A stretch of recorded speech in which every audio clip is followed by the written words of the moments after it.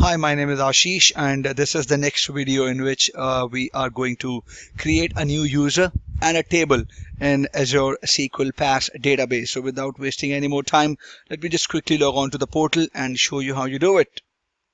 All right.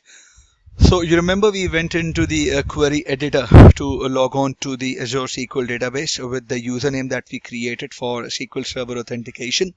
Now I am in the query editor. I am in my first query. I'm going to create a query. Create a user. The name of the user is user1. You can name it anything you want with password. I'm going to mention the password here. I am an admin. I'm doing it in front of you. Till the time you would be accessing the database with this password, this would be deleted. Make sure you don't try it.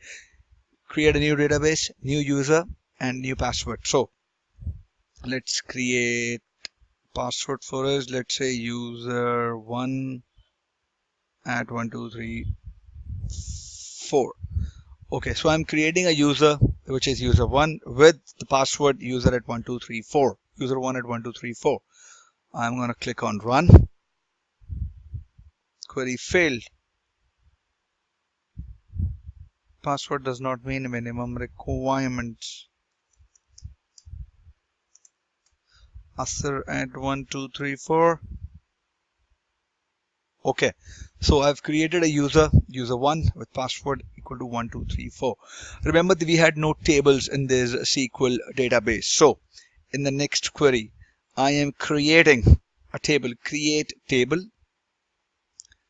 2. If you are familiar with the PowerShell command, it's the verb and the noun, verb dash noun. So create as a verb, table is a noun. So I'm not making a dash here and like the way I do it in PowerShell. I am just create space table, and the name of the table is table 2. I am putting up the parentheses. If you know, in the PowerShell we use curly brackets, curly braces. I'm using the brackets here. The table entity would be the person ID, first name, the middle initial name, the last name, and the date of birth. Date, not null. It's by specifying the not null value, I'm making sure that it is a mandatory field that the user would have to put in, or if this is a database at the back end of any application, it cannot be not null. You can mention in the default arguments as well, but that is a different thing altogether. What the default arguments are like, you make an account on any of the websites, and in which the sex, they ask you about the sex or the gender. Either it's male or female. Let's say you don't enter anything. So at backend, I can define in my code that the default argument that should be passed when the user would not define any value would be not applicable. So I'll mention the default argument for that function or for that query as not applicable, rather than giving it a blank value in my database. It can be MySQL, it can be SQL or anything. Okay, enough of coding. This is SQL.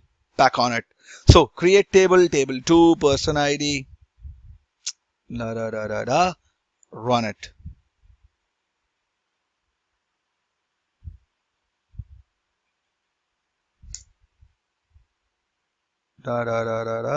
Okay, I highlighted it, gave it a blank, so it was not picking that up. Rows affected 0. If you refresh it, expand it, I ran. So this is I was table 2. So DBO, database object dot table to the name of the table. Select it. You'll have person ID, first name. Okay, so that is how you create a user and you create a table in the Azure SQL PaaS. So I hope this was informative to all of you, and I'll see you in the next video. And you don't forget to subscribe to this channel and share this videos wherever it is possible for you to share.